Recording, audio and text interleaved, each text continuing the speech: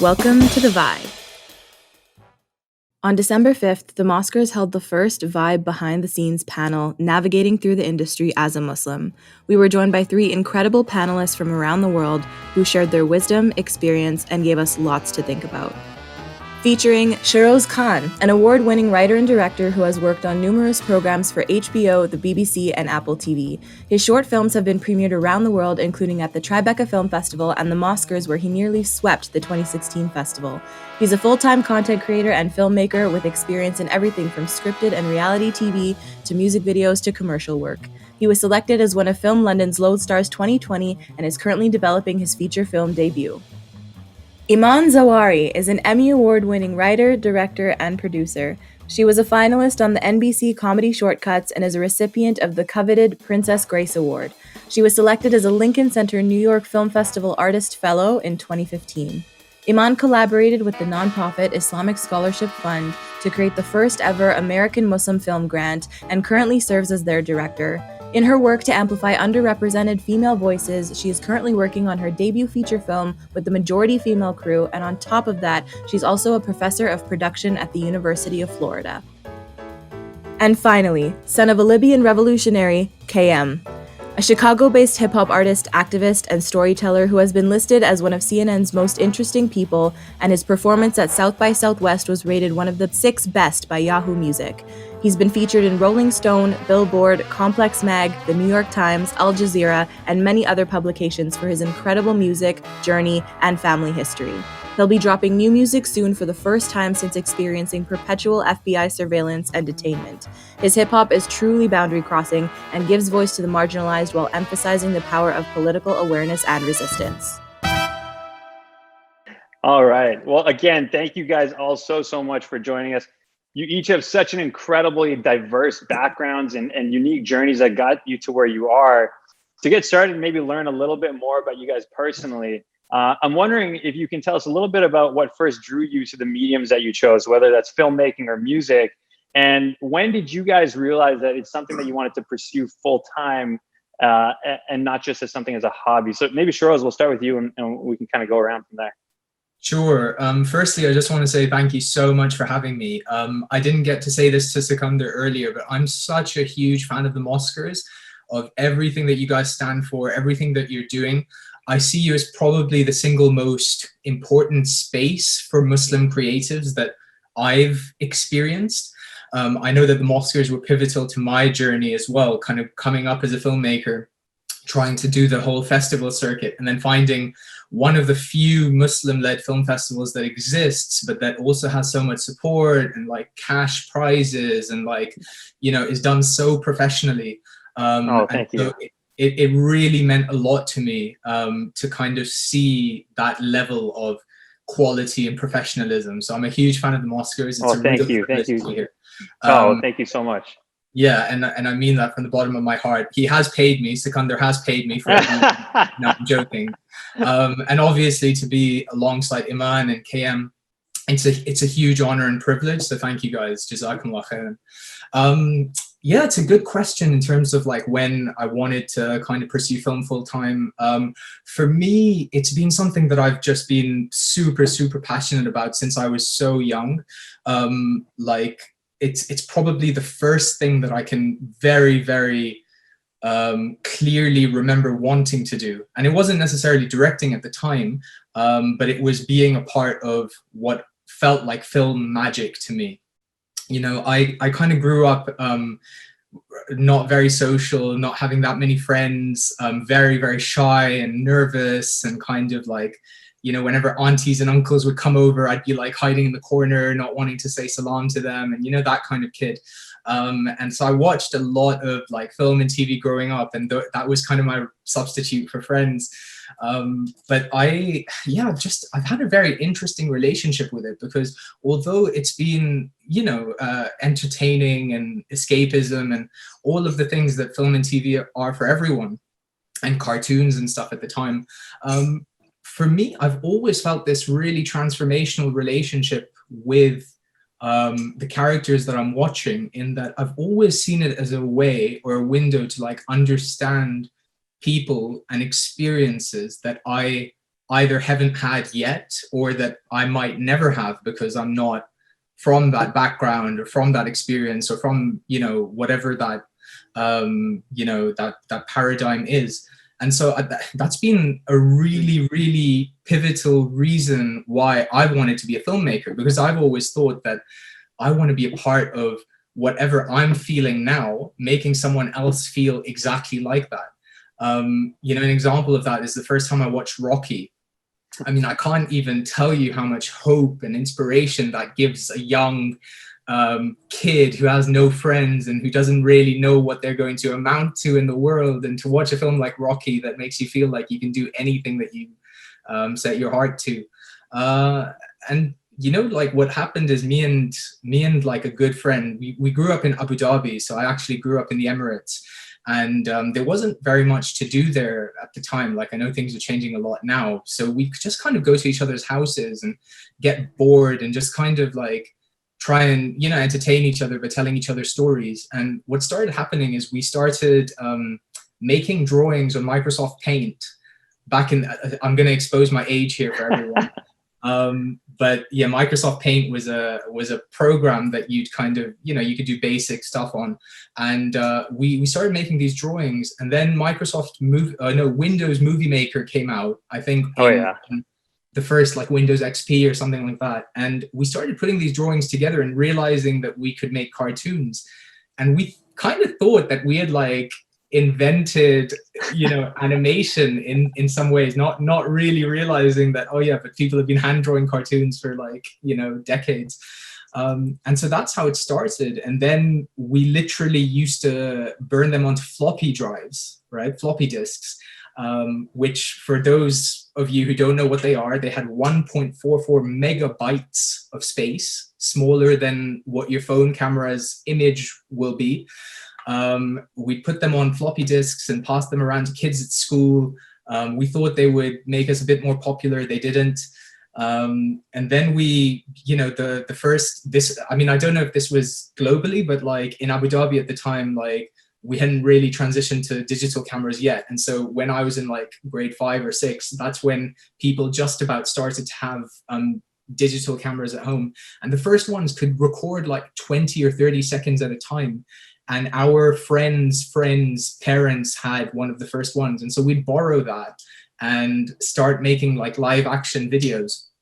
And all of our cuts would be, like all of our shots would be 20 seconds long, because the idea of shooting what we needed didn't occur to us. And the idea of shooting longer than 20 seconds wasn't possible. So we just kind of make these 20-second cuts and just stitch them together, and we had films. Incredible. Yeah, I think I'm waffling a bit, but yeah, that was no. into it. Yeah. That's amazing. That's absolutely incredible. Well, we're going to dive into that more, I think, for sure. For sure. Iman, can you give us a little bit about your journey towards film? Yeah, sure. So I grew up in Panama City, Florida, which is a very small southern town in Florida. It's just like the Bible Belt. And you know, growing up, I had 5 other brown Muslim friends that were like each other's backbone. And to deal with the crazy racist area that we lived in, we used comedy to deal with the issues that plagued us. So we would do what Shehroze did. We would shoot things. We made like Arsenio Hall, which is also showing my age, Arsenio Hall show, like I Was Iman Hall. And we had like commercial breaks, and we'd create little skits. And, you know, and again, just like Shehroze, there was nothing to do there. So my entire childhood was formed by film. And so I love 80s comedies. Like those are my favorite thing of life is 80s comedies. They're feel good. They're the type, they inform me what I do today. They're feel good. They don't really make comedies and movies like that anymore. But having that kind of happy, feel good tone was something that was really great. So I went to University of Florida, which is where I am right now, for undergrad. And I, you know, of course, told my family, like every other brown person in the world, that I was going to be a doctor, because everybody in my family was a doctor.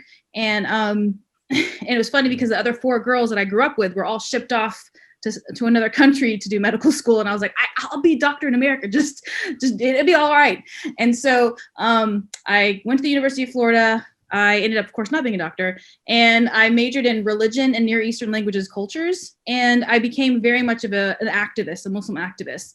And I was president of my Muslim Student Association during September 11th. You know, I was I took it upon myself. I was like, I have to tell the world that we're awesome people. And then I realized, I was going to get my PhD in Islamic studies and teach at the university. And then I realized, I'm teaching the ones that want to be educated, not the ones that need to be educated through, through what we need to tell them about through film. So I ended up applying to film school, which at FSU, which was one of the top film schools in the nation, not thinking ever that I would ever get in and that this would be anything that I could do as a brown Muslim woman, to be honest. And then I got in. I didn't tell my family. And then finally I told my family. And then from there, that's when I was like, well, this is a life career. And that's kind of how the abridged version of my story went. That's incredible. That's incredible. And Kayem? First of all, I love both of those stories. I think they're really dope stories. So I'm a fan of you guys already without even seeing the work. I can't wait to get off of here and check the work out. For me personally, I don't think I grew up always entrenched in hip hop. I don't think I grew up thinking I was going to be an artist.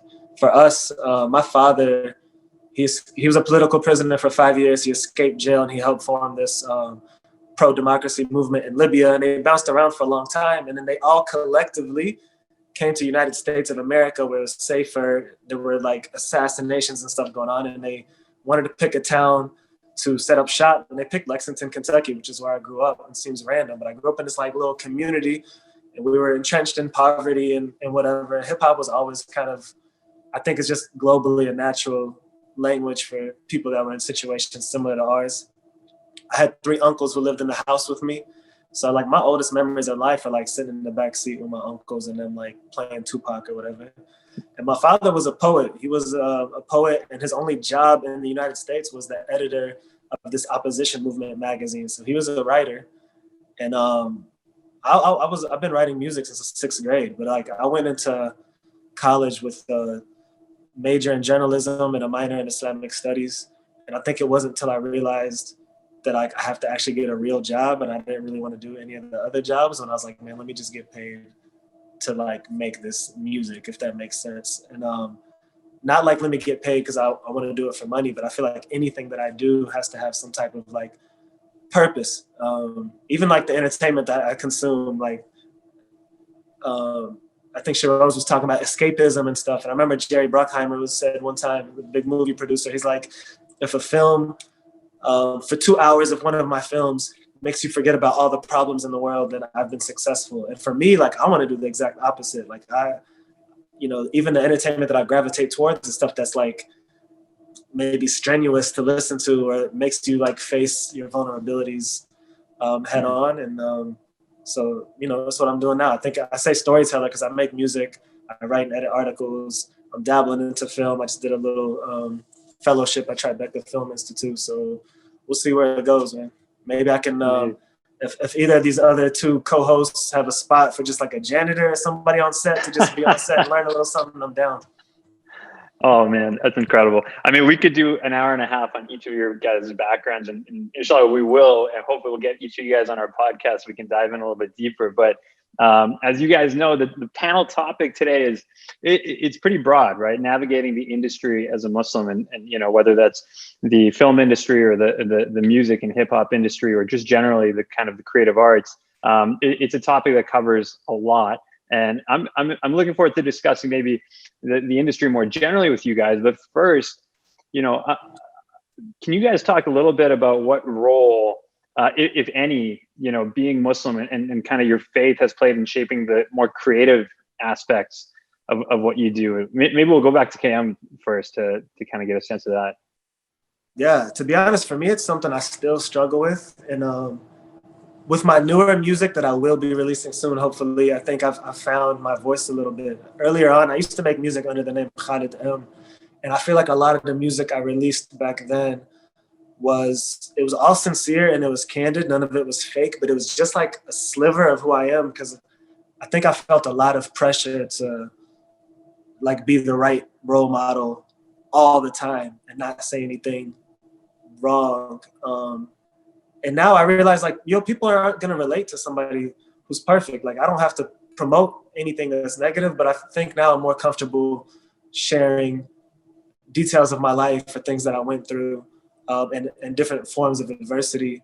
And I'm more comfortable painting that picture. But I think, it's a struggle as an entertainer, but I think as a musician, it's a lot easier than the film world. And my two co-moderators are guests. They're filmmakers, so they have a lot of control. I have a lot of friends who are actors who don't have as much control.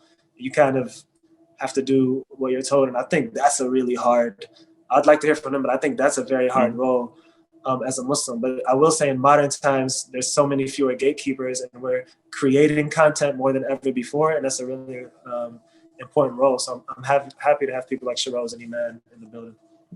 Yeah. Shehroze, how has faith kind of shaped your creative director? Has it? I mean, maybe it hasn't, but. Yeah, no, it definitely has. Growing up, Islam was definitely not my biggest priority.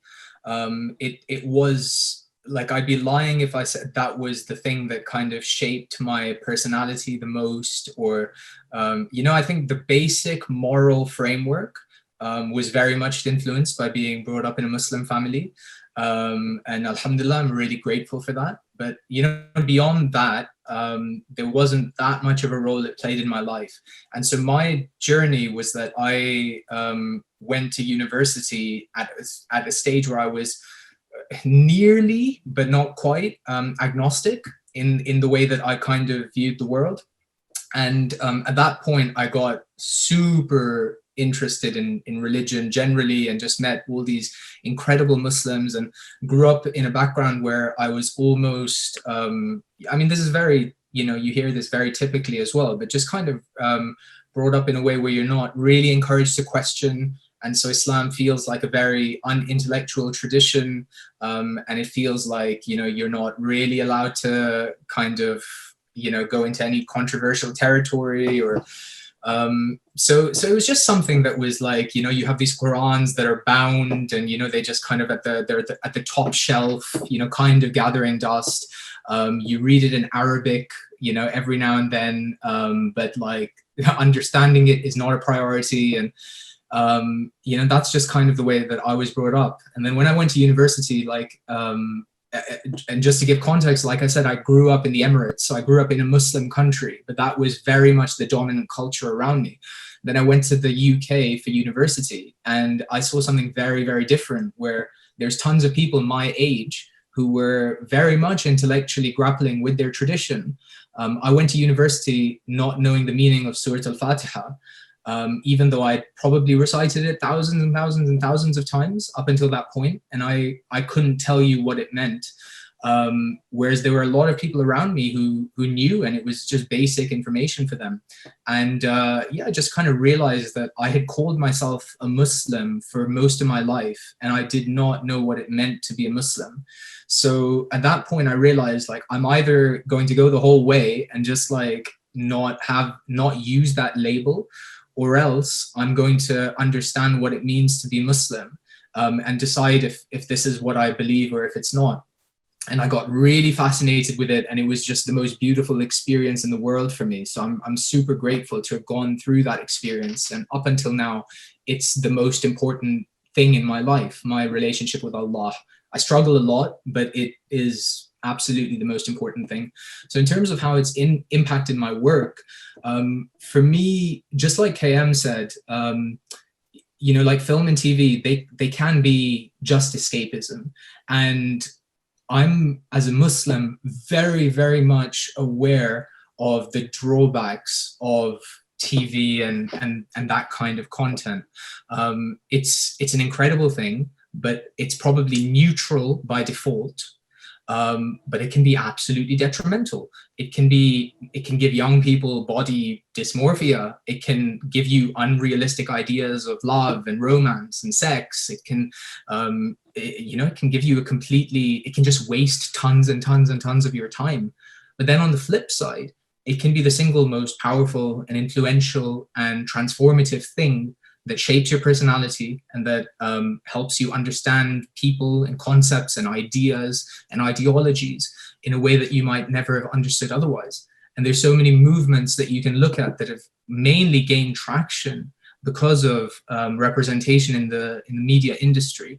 So for me, I very much balance that idea of wanting to be a good artist who in and of itself is good at my craft. And even that is influenced by Islam, in that Islam asks us to do what we do with ihsan, with excellence. So when you enter any field, even if it's a completely secular field, if you want to be a doctor, you should try and be the best doctor that you can.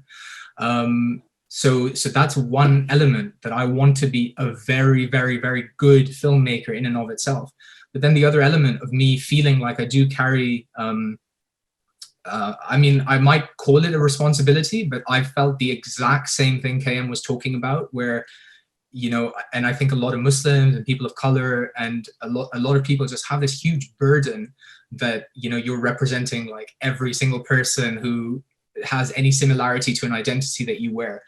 And it's a very tough position to be in, and it can be very crippling. And to some extent, like, I think you don't really choose who you represent and who you don't. People kind of choose that for you, but yeah, I'd say that those two kind of dynamics are kind of the pivotal, let's say, the wings of the bird that I'm kind of floating between. Oh, amazing. Iman? Yeah, I mean, it's my entire, career in film. Like, I am an American Muslim female filmmaker. I was, because of where I was raised and what I was doing, and being like, it was just me and Lena Khan that were the only Muslim female filmmakers in the entire nation. Mm-hmm. So it was kind of just us. And it was, I agree with both Shehroze and Kayem. Like, it is like this concept, like, okay, I have to represent, especially back in the day before any of this happened. Like, I'm so incredibly impressed with these Gen Zers and the millennials, just like, this is who I am, this is how it is, this is what you're gonna have to deal with. Like, I'm all about that life. And so I'm like super proud of it. But I remember back in the day, it's just like, we had to represent a certain way, and we had to do this whole thing like, hey, humanism, we're just like you. We like to do this, we like to do that, right? And so I also didn't really, I guess I'm a no BS type of person. Like, I really didn't care like what anybody kind of thought of what I was trying to do. But I definitely, told stories about Muslim women that have never been seen before. And they were really silly, again, broad comedies, family comedy shorts that did so well because it hadn't been seen. And I was really okay with what has been shown and what was being represented, and breaking down those barriers. My entire career is a form of activism, right? It's a form of activism and education, and that's what I'm here for. And we always talk about this, like, don't hyphenate who we are. Like, I'm not an American Muslim filmmaker, I'm a filmmaker, period, which is very, very true. But anything that I write and I direct, it's going to be informed by my voice and my vision. And this is what I tell others to do and my students to do as well, is that any story is going to be authentic, real, and your audiences are going to relate to it if your voice and your story is a part of it. When the problems that we have now, and the way that we are being represented in the world, is because people that are not us are telling these stories, right? Or vilifying us, or even trying to humanize us, which is kind, but it's just like, it's not real and it's not authentic. So, Islam, and obviously being Muslim, it plays a major, huge role, and it is kind of who I am. Yeah, amazing. Obviously through this platform, through the Mosquers platform, we've had a chance to speak to a number of Muslim creatives who've told us about some of the struggles that they personally have faced being a Muslim in the traditionally kind of these underrepresented industries, right? As Iman just kind of touched on, these are not, fields necessarily that have already had that sort of groundbreaking movement of Muslim creatives that have come and created those opportunities. So, and Iman, in your case, I'm wondering if you've had to deal with challenges kind of due to that intersectionality of being not just a visible Muslim, but a female Muslim creative in the film industry. Has that been something that you've had to kind of doubly confront, or is has it been kind of one and the same?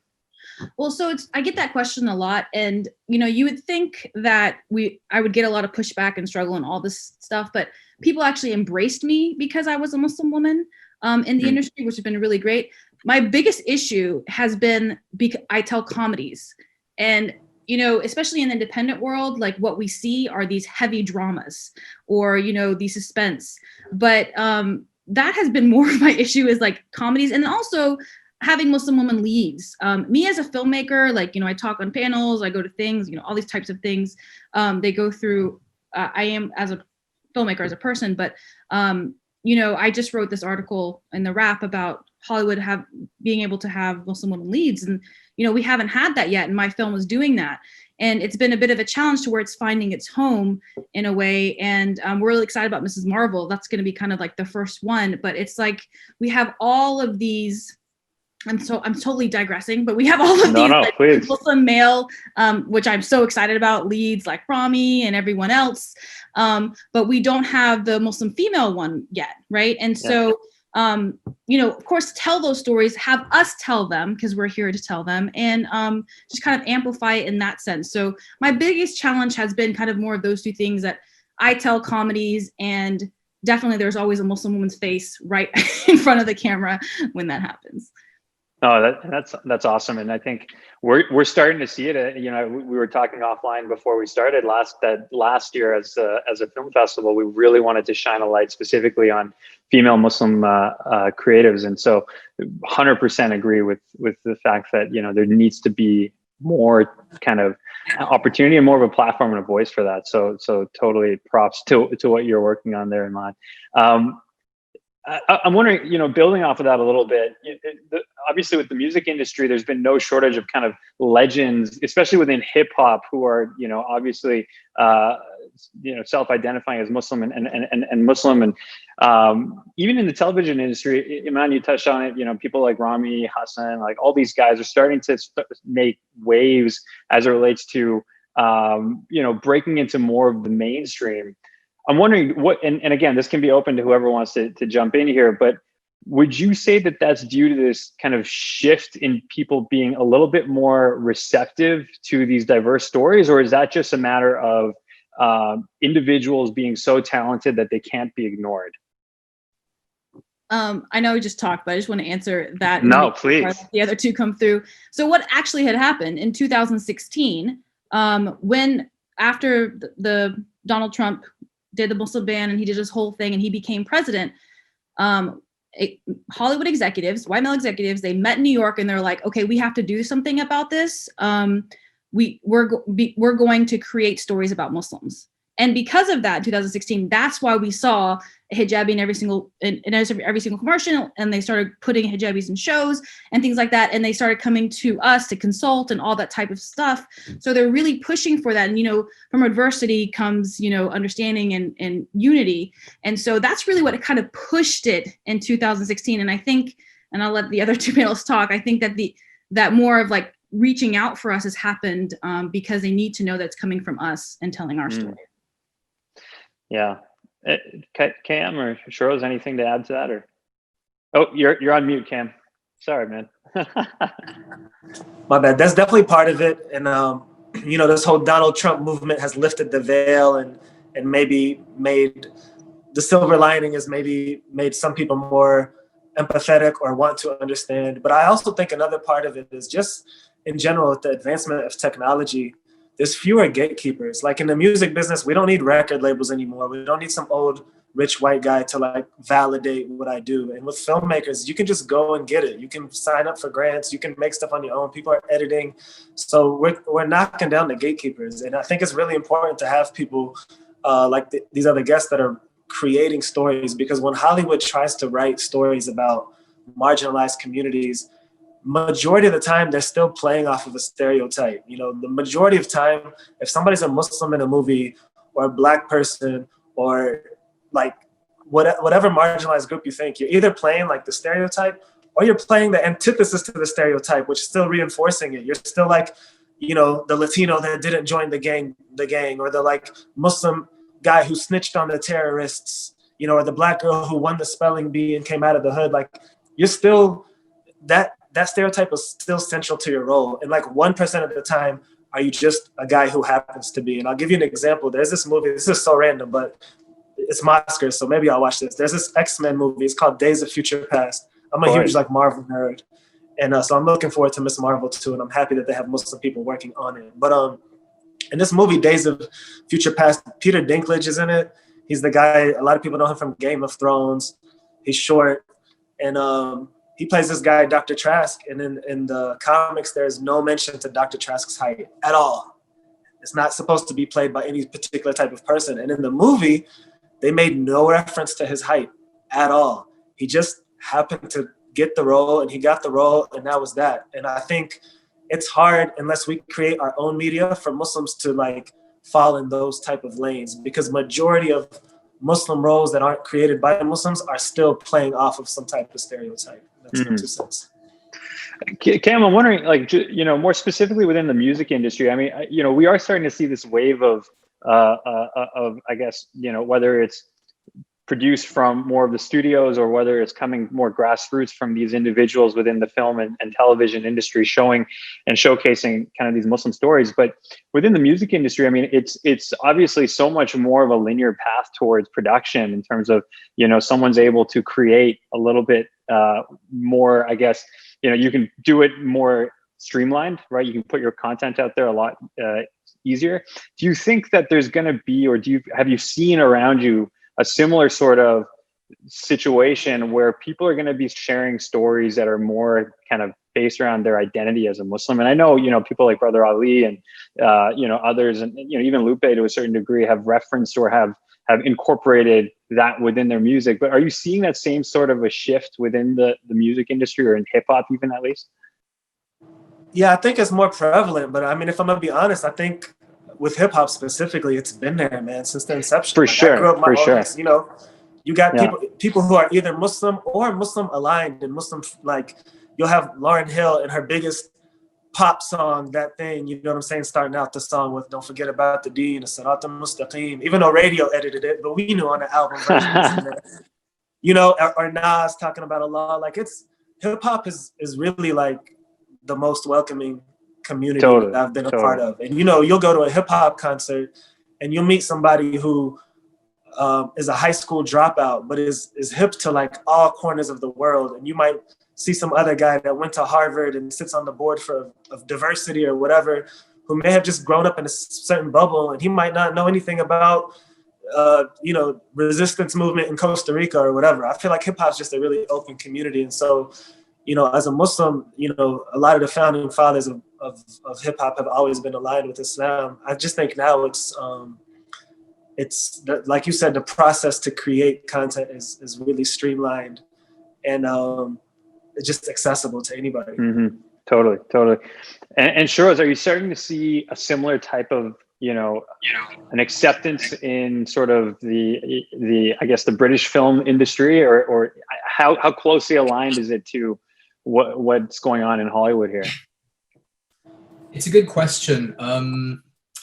What I'd say is, just to add on to the 2 reasons that Iman and Kayem gave, I think that at the end of the day, film and TV industries are industries, and they're going to be profit driven. They're going to follow the money. And so I've seen really, you know, kind of good-hearted people in this industry who have very good intentions. And so I don't for a second doubt that there is some element of wanting to increase diversity and improve representation and that kind of thing.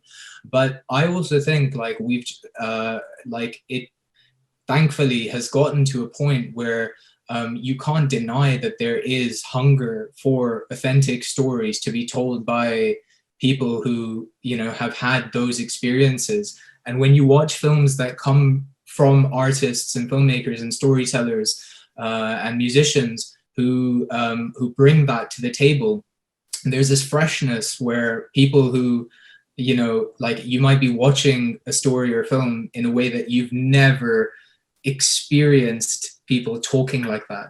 You know, you've never experienced like the things that are so like natural to you, and that you take for granted. You've never seen that represented on screen. And you know, just to give you a small example, like when I used to make films when I was a kid, every single character that I played, because when we were making films, like we didn't have resources to like get actors or anything, so we'd like act in our own sketches and films. I was always like playing a Steve or a Dave or a Gary or something like that. And if you were to ask, like, this is kind of a totally hindsight thing, but if you were to ask me, why am I calling myself that? I would have said something like, Shehroze isn't the name of like someone in a real film. You know, like you can't have a Khan who's playing like a lead in a horror film. It just like can't happen. And, you know, I didn't even realize how subconsciously that thing stuck to me for up until I was like maybe in my 20s. You know, I remember watching Four Lions. Someone mentioned Riz Ahmed in the comments. I watched Four Lions in 2010, which was my first year of university. And Four Lions is a film about people who are trying to be terrorists and not doing a great job at it. It's really interesting. But I just remember like not having ever seen British Desis or like British Muslims as morally kind of gray as those characters were, but speaking like real people that I knew. And that was just the most interesting thing, you know, like when British Desis speak English, like sometimes you mix in a bit of Urdu, you mix in a bit of Punjabi, like that's just natural, you know.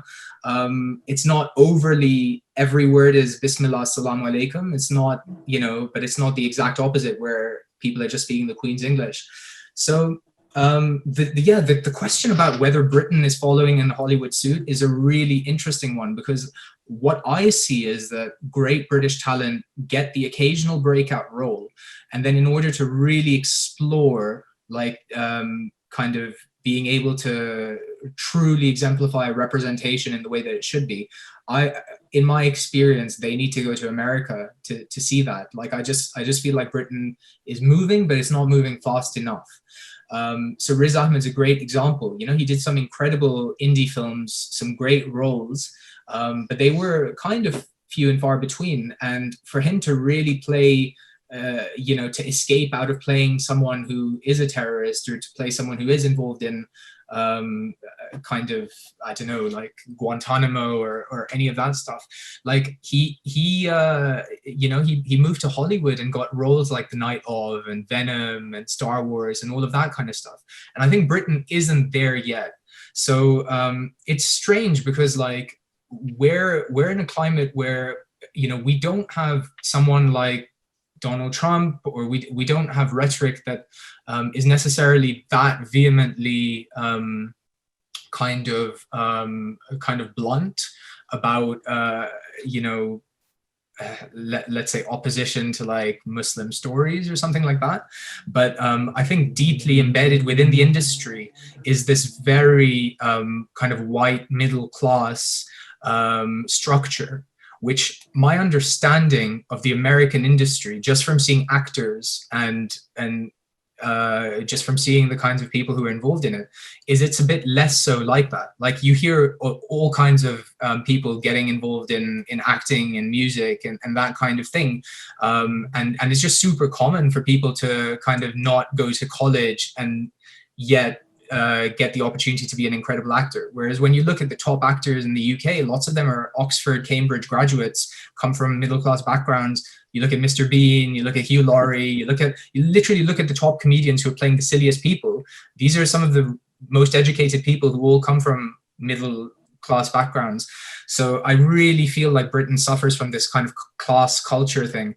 Yeah, in addition to that, like the film industry is a very like it's an industry that thrives on nepotism and on who you know. And so people are just going to be bringing other people that they know within the industry. And so to break into that it's just really tough. And in my experience, I've just seen a lot more progress in Hollywood and in the American music scene and the film scene. You know, it's so interesting, Shehroze. I was just on a different panel and I was talking about this, and I said the exact opposite because Mira Nair and Grinda Chadha, who are my heroes, then informed me, and it was the first time I saw a Muslim brown woman on screen, and they both came from England, right? And it showed that, oh, you know, everybody on screen doesn't have to be white, and the people in England know how to represent that. Of course, they're not Muslim, even though, you know, in Bend Like Beckham they had a reference, but they're not Muslim. But it was like, oh, we're, you know, they're Desi, and it was showing that brown people could be on screen. And I was like, well, and I was asking this question, and I can ask it to you, is just like, there's such a large Desi population in England, and it was recognized, and it was like, okay, we need to show this and represent it and support it on screen. Yeah, so this is super interesting, because to me, I was having this discussion with, like, I'm not going to say who it was, but I just worked on a film where I was the director's assistant, and the star of the film is one of the stars of Four Lions. So we were talking extensively about Four Lions, and I told him how pivotal it was for me as a young British Desi growing up, you know, to see like characters like that on screen, who obviously, no matter what they were, they just felt real and authentic and funny, and they were leading it, and they were just killing it, and white people were laughing and brown people were laughing, and it was just this incredible experience to watch in the cinemas. And then he said, which blew my mind a bit, he said, like, what has that done for us, you know, since? And I thought about it, and it's quite a, you know, it's quite a sexy thing to say, like, yeah, like, oh God, this was so pivotal to me. This like, you know, this shattered the glass ceiling. You know, this is the film that's going to allow like so many young British brown people to, like, you know, enter into the industry. But did it really? It's been 10 years, 11 years since Four Lions came out, and what has it really done? And if you look at British, yeah, go on. Well, Four Lions though is not a great example, because Maita Al-Hassan was just talking about this on a panel that she was on, is that Muslims are only in the terrorist genre. And that's still in the same way. Even if it's funny or not, it's still in the terrorist genre. So I don't know if I would consider that. The only thing that it did is like it humanized the terrorists by making them funny, but it was still like, yeah, Muzzies, that's all you can do. You do terrorism, right? So using that as an example, and I mean, not saying, again, Mira and I are not, but they were just human stories and human stories about brown women, but we were still put in that in Four Lions. So, but I feel you, because it's like, oh, yay, there's a Muslim on screen. And I so admire Riz Ahmed in terms of how he's taken his fame and he's used it for amplifying the positive Muslim voice. Iman, I feel like that kind of goes to the point I was saying about you're still playing like the opposite of something or related to something. I will say this, y'all brought up Riz Ahmed. He was in this show, and you mentioned it, Shehroze, The Night Of, on HBO. And even though he was a character who was suspected of murder, but he was a Muslim on the show, but being Muslim wasn't central necessarily to him being on the show. And I feel like when you say, what has that done? You brought up such a good point, and you brought up a memory that I haven't thought about in 15 years. And, you know, when we talk about white privilege, and I've had so many arguments with friends, I'm like, white privilege isn't just having a silver spoon. Like, white privilege is like, you can turn on the TV and you see your people like represented on the spectrum. Nobody's like the representative. And so for somebody to just be on a show and just be a Muslim, it's what you said, Shehroze, when you said like you used to name yourself Steve or whatever, because you're like, a Muslim can't be on this. And I've internalized this. I haven't thought about this since I was a kid, bro. But when I was young, I used to play NBA 2K, like this basketball game. And I would create all of my friends on there. And all of their last names, I would like anglicize them, because it just felt weird. Like Abu Bakr on a jersey, like let me make it Baker. And it's kind of like Baker, and Ahmed is like Adams. And wallahi, I haven't even thought of that memory until you just said what you said. And that's exactly what it is, man. It's like not even being able to feel like we can be on that level. And I think one of the dope things about social media now is that 13 and 14-year-olds can see Muslims, regardless if the TV shows them or not, because they're following them on Instagram, they can see Muslims be comfortable in their own skin. And despite all of the negativity and all the destruction we see from social media, that's like one of the positive things that I appreciate about it. And you know what? It's a really important point, because like it is something you do internalize, and it's something that like like Iman said, right? Like you can be the hyphenated hyphen Muslim hijabi female, 100 hyphens before filmmaker, right? Or just the filmmaker period. But like the tough thing is like you're navigating between, like what is the content that I want to make? Do I want to make a story about Muslim characters that feels very Muslim centric, or do I feel like that's in some way kind of pigeonholing me in a way that's like that, I don't need to do this, I don't need to be the person who makes just the Muslim stories. And I've struggled with that, right? Where like I love sci-fi, I love crazy time travel films, right? They're my favorite things in the world. And so to make a time travel movie is like one of my favorite, like one of my dreams. And so some of the shorts I've done are like time travel related shorts. And then like, Four Lions kind of really made me question this, right? It's made by a guy called Chris Morris. He's a Oxford or Cambridge grad. He's white. And I mean, I would love to talk to Iman a lot about Four Lions. This probably isn't the time or place, but like Rubber Dinghy Rapids, bro. Yeah. I have so much to say about it. But anyway, but the thing is, like, I watched a film like that and thought, is it good that Chris Morris made this film instead of a Muslim? Now, I don't necessarily have a problem with Chris Morris making it, but it made me think that if there's a story about Muslim characters with a specificity that being from that experience like will really help you elevate some of that nuance, like I think why not? Like sure, I want to be the guy to tell that story. Of course I do. And so, for example, my next short film, which inshallah I'm trying to get a BFI backing for, which is British Film Institute, it's called My First Night. And it's a story about a Muslim couple who've been in a relationship for like a couple of years, but they've chosen to have a relationship where they don't have any physical intimacy. So like literally these guys have like barely held hands, right? They've been together for like 2 years, they've held hands, but they're like totally in love and flirty and just not the kinds of, like prude people that you'd see represented as like religious characters. And the film is going to explore their like first night together after getting married. And there was just something really interesting to me to talk about like sexuality in a way that's not going to be hyper sexualized, explicitly fetishized, exotic, like that kind of Muslim representation, nor is it going to be this super prude, like rapey type of, this is what happens on Muslim first nights type of representation. And so I'm really interested in that. And it's taken me a while to get to the point where I thought that that kind of a story would not just be interesting to me as a Muslim filmmaker who's had that kind of a mundane experience, but also to other people for whom, like they might not know these characters exist. So yeah, I mean, that's just kind of just on what Kayem is saying, that just really, really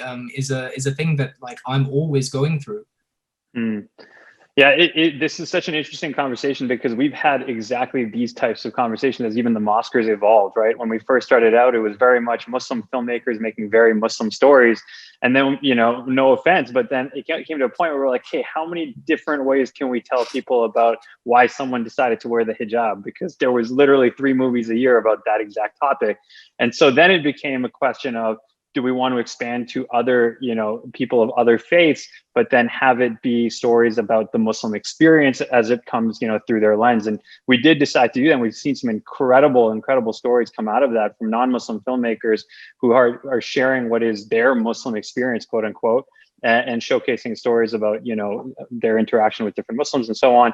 Or even on the flip side, we thought, do we want to showcase movies that are by Muslim filmmakers, but have nothing to do with Islam. And we thought, yeah, it still makes sense to showcase those movies, because at the end of the day, being a creative and a Muslim is that representation and is doing something to help to spread sort of this awareness that, we have a very diverse and creative kind of community here, sort of within the Muslim community, that doesn't get shown nearly enough, which is why we're more than happy to show Shehroze's time traveling movie a couple of years ago at the festival, because that is as important, I think, as any other type of a story. To kind of pivot from this a little bit, I'm wondering what you guys have found as artists in terms of, what are the steps that can be taken to help increase representation within sort of, the industry. And when I say the industry, I am kind of referring more to what Shehroze was mentioning, in that this is very much about, a for-profit industry that requires you to create something that people want to actually consume. So whether that's in the film side or whether that's on the music side, I'm wondering if, as artists, you guys have found that there's a level of collaboration amongst the Muslim community that exists, or has that been something that's been lacking?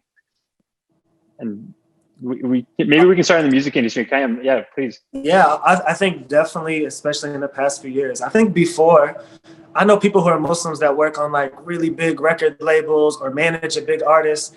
And I think years before, their identity as a Muslim was just kind of that, or hush hush, or they had to like overcompensate and prove that they're just a music industry guy. And now I think people are more comfortable reaching out. I think mentoring is really important. And I'm seeing so many people now have that idea of collaboration instead of competition. And I see like more of a pride than before. We spoke offline about like the Clubhouse app. And one of the first things I did when I got on Clubhouse is like, I literally typed Muslim in the search bar, and I was just seeing who's in the creative industry that's Muslim. And I was like, follow. And let's just like connect and build. I definitely think there's more of an awareness of it now in the entertainment industry. I don't know how you guys feel, Shehroze and Iman. Yeah, it's an interesting one. I mean, I kind of thought that there's no Muslims in the British film industry, just having not heard of anyone within the industry, like while I was kind of trying to get in. And, I had like a lot of Muslim circles, because like Iman was talking about the MSA, I was actually president of our Islamic Society, which is the British equivalent of MSAs. And so we kind of have these like, interconnected, it's called FOSIS, and you're kind of like connected with like different Islamic societies across the country. So I had this like huge like network of Muslims, and out of that network, there weren't that many people who wanted to enter, that sector.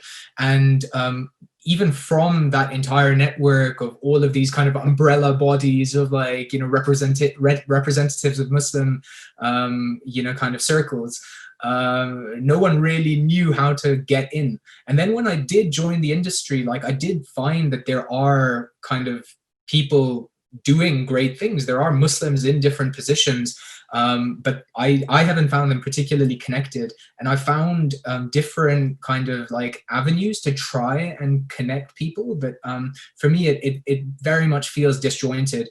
Either there is this element of competition rather than collaboration, or maybe it's to do with institutional stuff, that like our institution, there's just no institutional support. There's no funds for specifically Muslim specific content or anything like that that's of a good quality.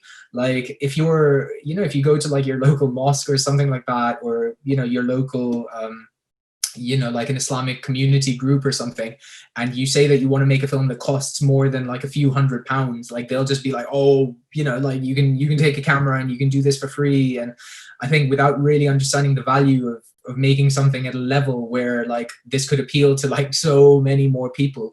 So I don't know, in Britain, in my personal experience, I still think that there's a lot of work to be done. I wish that we had an equivalent of the Mosquers in Britain. I definitely know a lot of people who are trying to set up a Muslim film festival in Britain, and just kind of unite a bunch of Muslim artists who are kind of up and coming.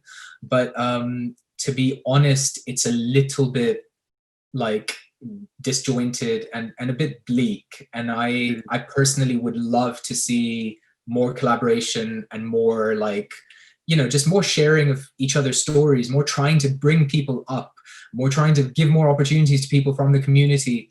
You know, like more of us going into schools and assemblies and like telling people that it's possible, you know, just encouraging young people. And I really do think if we share our stories, like for people to just know that there are Muslims out there in the industry who care about their faith, that means that means the world. Like I didn't know those people existed, and so I know that it would just help so many people. Yeah, what do you think about it? Yeah, definitely. I mean, the industry is all about mentorship and collaboration. So, you know, again, when I was coming up, I had to kind of pioneer and pave my own way because I didn't have anybody above me. And so it's really important, like mentorship is really important for me. Like in the past, during COVID, I've had like in 1 month, I had like 5 people on Instagram reach out to me. And I was like, should I meet with these people? I was kind of really awkward, but then I did. And it was a really great experience because they're young Muslims that are interested in filmmaking. And I know that how it is to need a mentor. And because we're growing more and more, it really, really, really is important to have mentorship that's going to help you pave the way. And that's all what this industry is about. Like it's nepotism, like you're saying, it's who you know. And finding people that can help you get jobs or help you be on films or anything like that, that's extremely, extremely important. And our network used to be just like 2 people. It's now like hundreds of people. And, you know, I'm disappointed to hear that, Shehroze. I really, again, I have so much hope in the British film area for brown people. I'm sad to hear that, but, you know, we're slowly building here. And I'm just so motivated, hopeful, and excited about it. Yeah, you know, just to add on to, you know, kind of one of our previous conversations, like there was a show called Goodness Gracious Me in the kind of 70s and 80s. I don't know if you've heard of it. It's a British, like, iconic show. And it was an entirely Desi cast. And the writing in that show, literally, this was the writing of people who understood every stereotype against British Asians and flipped it on its head, and it was smart and witty, and it felt like us taking control and taking power. And in 30 years, there's not been a single other show like that up until, I don't know if I should even name it or not, but there's this other BBC show that came out a few years ago. It's a comedy. I think it's absolute rubbish, so I'm not going to name what the show is. But yeah, I mean, in terms of like shows that are kind of led by Asians, in terms of Asians that have gone on to, you know, senior commissioning, you know, positions and like just generally senior executives and all that, a handful of them do exist here and there.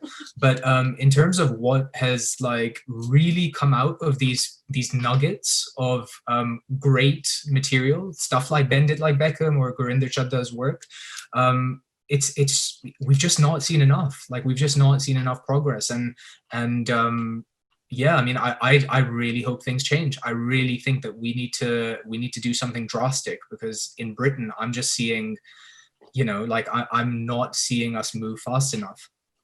Well, yeah, I mean, I know you probably want to open up questions. No, go ahead. To go off that, you know, if we look at American film and television, the Black story is just being told now at snail pace, and we are on the backs of the Black community through civil rights, through immigration, through everything that's coming through hip hop. You know, they have paved the way for us to be able to tell the story. And I use this example all the time. You know, Lovecraft Country, Watchmen, and there's one more that I'm blanking on right now. But what I love about these stories is it's telling a regular story in the theme of the civil rights movement. To see that, how many Holocaust movies have we seen that way, so that we can humanize and identify with that? And that's just happening now in 2020. You know, so we always talk about this, like change is happening and it's snail slow. But this is kind of the way that it's coming through. And, you know, everyone here on this call is paving that way for our future generations. Somebody dropped Gus Khan's name in the comments there as we were talking. That's another incredible British total trailblazer. So there's another one in his UK show's amazing. You. I think. Yeah. I think people need to watch that show. It's fantastic. Man Like Mobeen. Yeah, totally agree. Totally agreed. So shifting gears again a little bit, moving kind of more broadly in terms of, the fact that there's a lot of people probably listening right now and who will be listening later who are looking to make the creative world, whether that's film or music, into a career. So I'm wondering if each of you could potentially just share what has been one of the biggest lessons that you've learned through your journey so far, and maybe something that people should be aware of, right? Or maybe a common misconception that that you had kind of entering into either filmmaking or music as a full-time career. If anybody wants to start, that would be. Otherwise, Shehroze, you're unmuted right now, so I'll let you go. Yeah, I mean, in terms of a misconception, like I guess a misconception I had is that Muslims just don't belong in the industry, or that like that if you join the industry, like everything that you do is haram, and it's really tough because like a lot of people can, without meaning to, be super discouraging. Like you can talk about any career and be talking about the same kinds of things, right? Like let's say you want to just be an assistant, right? Doing paperwork, doing admin, bringing coffees and teas, like just doing assistant stuff. If you want to be an assistant in any industry, like no one will, from the Muslim community, will bat an eyelid. Whereas like if I'd say like I'd want to do that in the film industry, suddenly there'd be like these raised eyebrows, and it would be like almost like I'm kind of saying something so scandalous. And the idea would be, I think we really, really equate Hollywood with sex, drugs, rock and roll, like that this is such a kind of coked up, sexualized industry. And you know what? Look, there's like I would not be comfortable directing sex scenes. I would personally, even if I'm working as an assistant, I would definitely prefer to not be working on a show that stringently goes against my values. Absolutely. But at the same time, like the vast majority of stuff doesn't need to fall in that category. And the vast majority of roles on a film set don't have you directly involved in some of that stuff. And so I just think that that kind of misconception is not that healthy. In terms of whether it's super conducive to Muslims in general, there's not that many Muslims in the industry, and the more Muslims that are there, if it's Muslims who want a space to pray on film sets, or just for people to understand that they have certain requirements, like whether they want to just eat halal or whatever it is, right?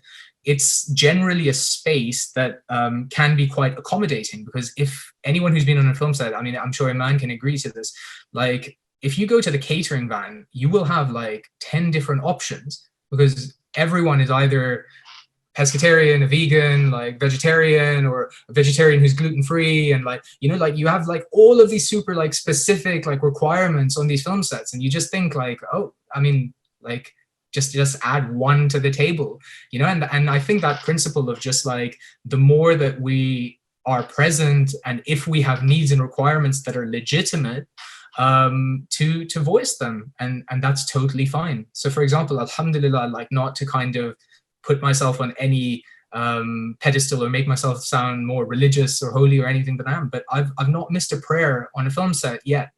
And I'm very grateful for that. But like literally, I've been on shoots for like 8 months at a time, and like honestly, I've been really lucky. I've not missed a prayer yet.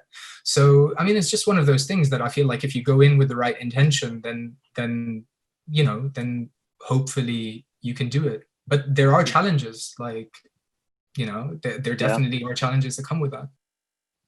Kayem, what about in the music space? Any lessons that you would pass along to people who are looking to make this into a career?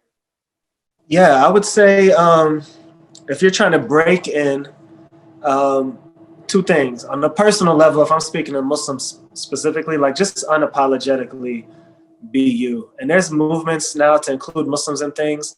But if I'm gonna be really transparent with y'all, like they want a certain type of Muslim, if that makes sense. And I did a fellowship with a specific film institute that I won't put on blast. And they had 30 of us there. I was the only like non-filmmaker. And there was surprisingly 8 Muslims out of the group of 30 of us. But I'm gonna be honest, you talking about praying on set, I wasn't comfortable like praying in front of the Muslims, not the non-Muslims, because they definitely had like a specific type. And I'm cool, like everybody practice and believe how you want. But what Iman was talking about earlier, which is like we had to do the whole humanist thing and like we're just like you, Hollywood's still not ready to show Muslims who like, this is just a Muslim guy who also just prays 5 times a day and doesn't drink, but is also like cool and relatable and not intimidating or whatever. And I think it's important if we can and we have the courage to be ourselves, to embody that. In terms of breaking in, I would tell to everybody there, like just tangible advice. Don't wait for any gatekeepers. Like the days of waiting for record labels and stuff is over. Like you be your own voice. There's other ways to get money. For us, like brands are the new record labels. Like we'll go, if we're doing a show in Dubai, we're gonna hit up Red Bull or Etihad or somebody out there to sponsor. Like I'm gonna email Iman probably and be like, what's up with Florida? Do they got some of that institutional money to bring me out there? You know what I'm saying? Like there's other ways, like sell merchandise, do shows. It's not enough to just be cool and have people listen to like music. If you want it to be like financially viable, do a lot of shows after COVID, obviously. Inshallah, if we get through this, that's where the money is in like merchandising and like just be authentic to yourself and don't feel like you have to compromise for anybody. Because guess what? Record labels aren't giving out money anymore anyway. And if they are, it's just a loan that you have to pay back. So just be yourself. I can't wait to rep my Kayem merch.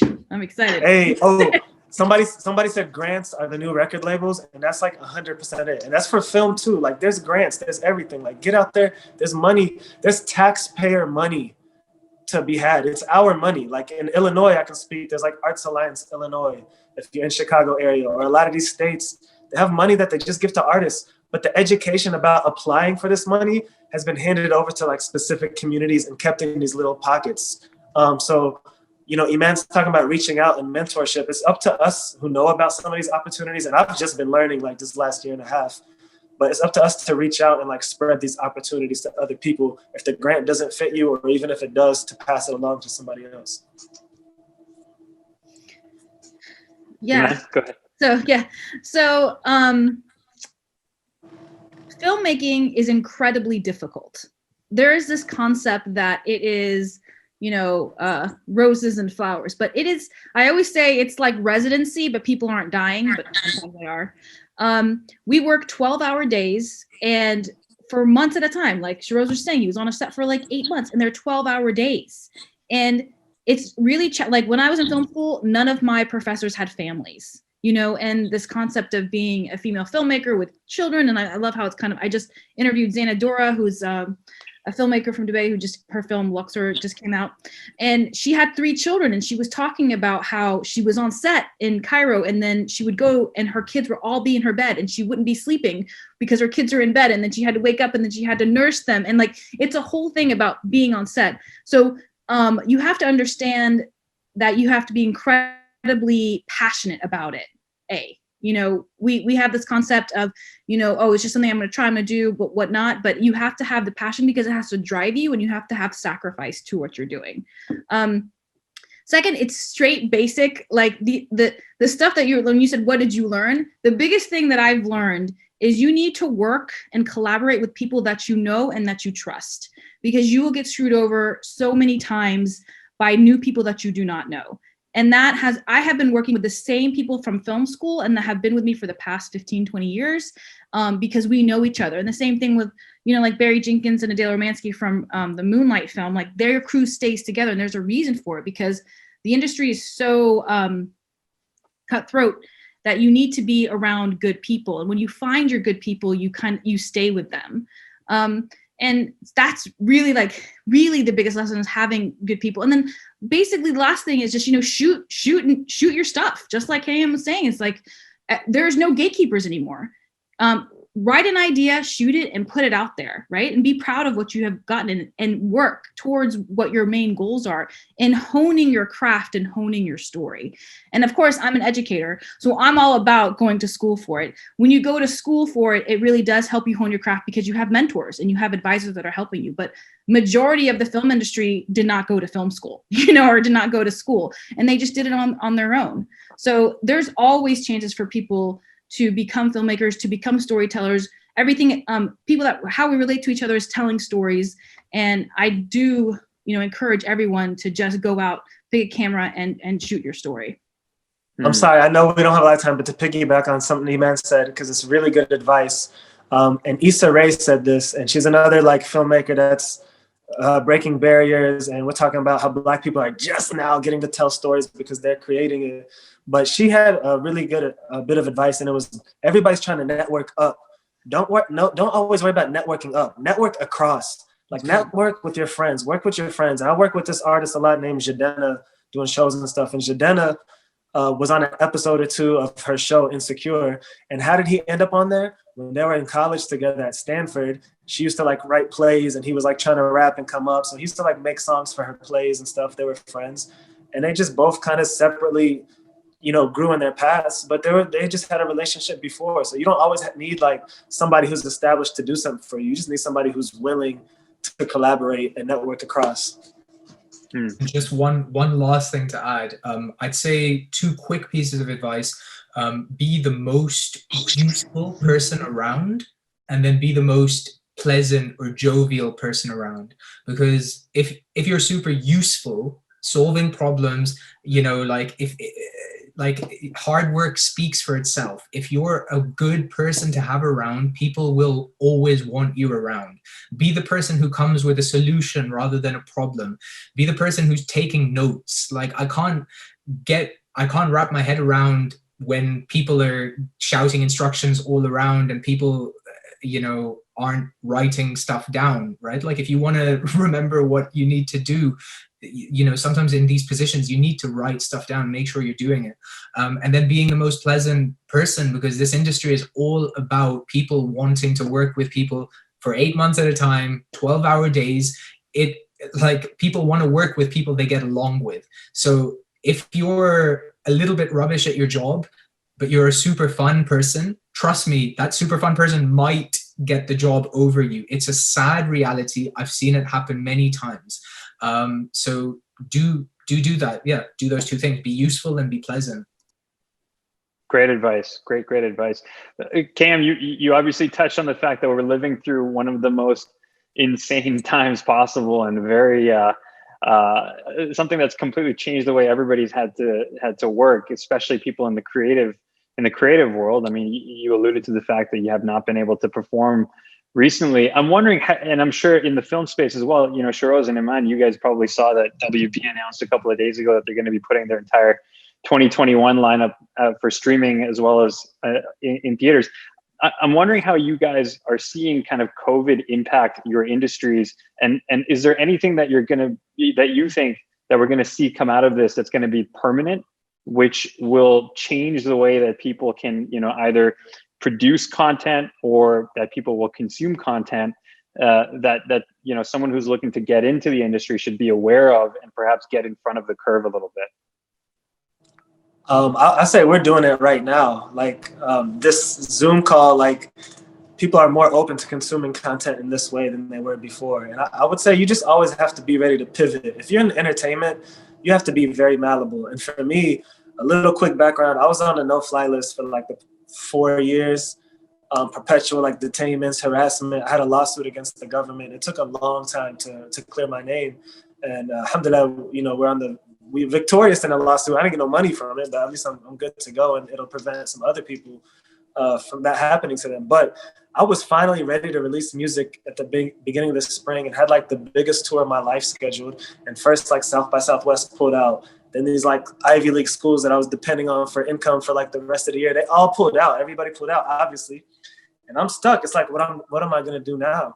And so maybe that wasn't there and what I had planned financially, but quarantine really helped me make some of the best art that I've made in my whole life, that now I'm really ready when I come out next month to to put out a better product that I would have if I came out in March or April. But I know for us, we just have to like be malleable and pivot. In the music industry, especially, you've got to figure out other ways to get your message out there. But I think all of us are consuming content in a different way. And not just music, even Islamically, bro. Like last Ramadan opened us up to like being able to just attend a lecture virtually, which I know me personally, I wasn't doing that before. I never attended like a live lecture before. I was somewhere where somebody was talking, I was there. But you know, I would say just, you know, we'll see what Shehroze and Iman say, but just be flexible. Iman or Shehroze, any thoughts on the film side of the equation? Yeah, I mean, I'll let Iman comment a little bit more on TV, just because I think you have way more experience. I mean, my understanding, just from what I'm seeing, so I'm working on a TV series at the moment, and that's kind of gone back into full production. TV seems to be healthy. Like this is kind of like there's never been this much TV produced ever. There's just so much stuff. So there's a lot of stuff being produced. Everything did hold for COVID, and as far as I know, a lot of stuff is back on, especially the kind of mid to higher budget stuff. But what is struggling a lot is cinemas and film, particularly independent film. And I'm quite disheartened by it, because growing up watching films my whole life, like my dream was to be a feature film director and to have my film screened in the cinema and that kind of thing.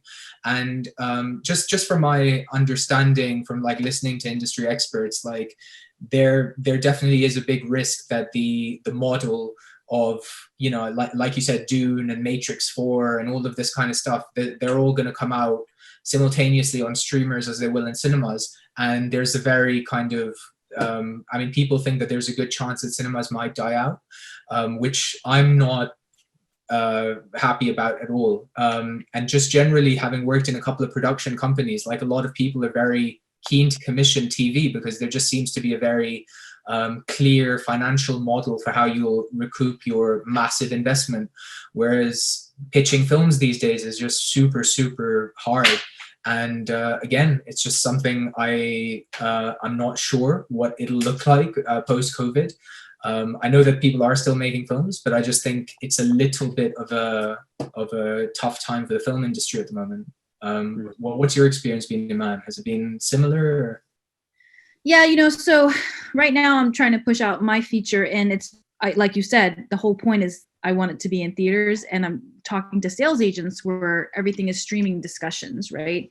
And I know that Warner Brothers did that, but I'm very optimistic. Like our entire lives are around theater, and people want to get out of their homes. So I'm very optimistic in a couple of years that the theaters are not going to die out, because there's just too much of a demand from the community.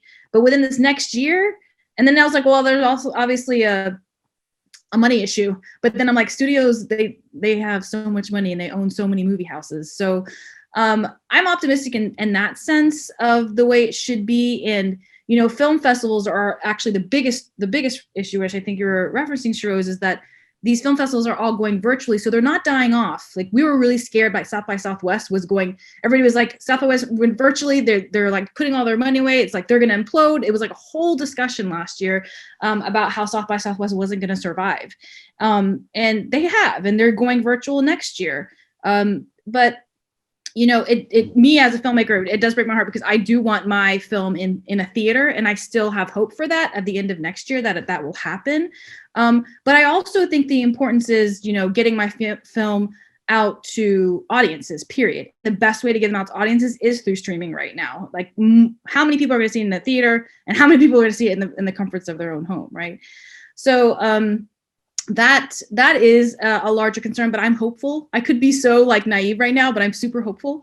The other thing, just for me personally during COVID, I mean, I think it's been hard for everyone. Like this has been some hard stuff, but what it has done for me, like I used to travel almost every single weekend, like traveling, doing like shooting or being on a set or giving a panel talk, or like all the time I was traveling. And it was the first time that I had to slow down. And I slowed down and I was able to be reflective, just like Kayem was saying. I was able to be reflective and I was able to, create the art. I was able to connect to so many more people through these virtual platforms and through all these younger filmmakers. And so it really kind of opened my eyes. And I do think it'll change this way. Instead of when someone's like, Iman, can you come out to Canada to be on this panel? I'm like, I can't fly out to Canada to be on this panel right now. I could do it virtually. Like these types of things. I have been on like in the past week, like 5 panels, and it's just been really great to be able to connect with others and to network in that sense. But I can't wait to hug people, and to be with people because I'm a very social person. So I'm very hopeful. It's been really hard, but I think it's going to be positive. It's been rough for the industry in general. I think film is one of the most important industries in the world, and I feel like it'll jump back and bounce back. Well, I sincerely hope so. I'm in the same boat as you, Iman, and that my desire is that this is just a blip, and we'll all be returning to the movie theaters soon. But we shall see. Last 7 minutes or so, I want to try to turn towards some of our participant questions here. We've got a ton of really engaged participants today.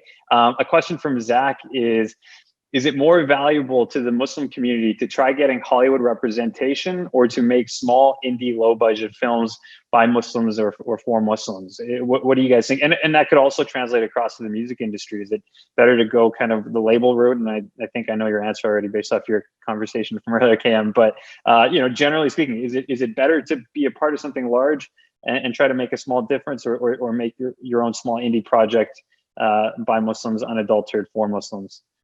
Any thoughts on that, guys? So I personally think that any movie you should make should be made for everyone. It shouldn't be made for only one community. And if you're telling a story that's honest to yourself, it will be made and resonate with any community. And these quote unquote low budget movies, they end up being like huge budget things. Like again, Moonlight was a lower budget film. Juno, like all of these films, they're lower budget, but it is a little bit more of a, like production value is super important. And the only thing about low budget and non-low budget is, it gets out to the masses a bit more to connect and to tell that story. I don't know if I would put emphasis on I think there's value in anything that you do and in any art that you tell. And, your goal of how you want it to come out, what person that you want to touch is your goal as a filmmaker, and it shouldn't be based off of anything or any other kind of mentality. I mean, Shehroze, what do you think? No, that's excellent advice. Like, I mean, if you want to make a film for Muslims, that's fine. It'll just serve a very specific purpose, and you might end up preaching to the choir if your goal is to kind of send a particular message or whatever. But if that's your thing, that's totally fine. So I think there's value in both and in all things. But what I would just say is learn the craft, like learn how to tell a story and how to tell it well. Learn how to make three-dimensional characters. Learn what is compelling in a film.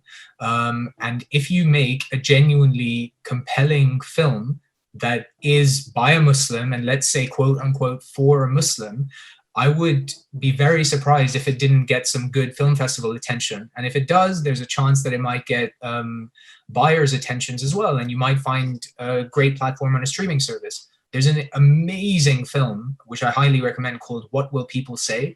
By I think, Norwegian, Pakistani filmmaker. It's just unbelievable. Like, it was made, I think it premiered at like Sundance or Cannes or something like that. Came out in 2017, and it's now on Prime Video, so anyone can watch it. But that's a person who understood storytelling. She understood writing.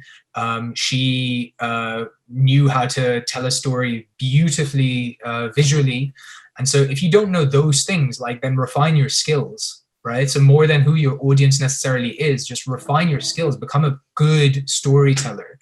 And then honestly, connect with a producer who understands markets, who understands this stuff, and hopefully you'll be able to find a place for your film to go. Yeah, and I'm with Iman in that I don't think I'm not saying that indie is better than non-indie. I'm just saying we don't need, we no longer in an environment where we require. But if Warner Brothers is going to give Iman $250 million to make a movie, like, take that money for sure, man. You know what I'm saying? Hell yeah.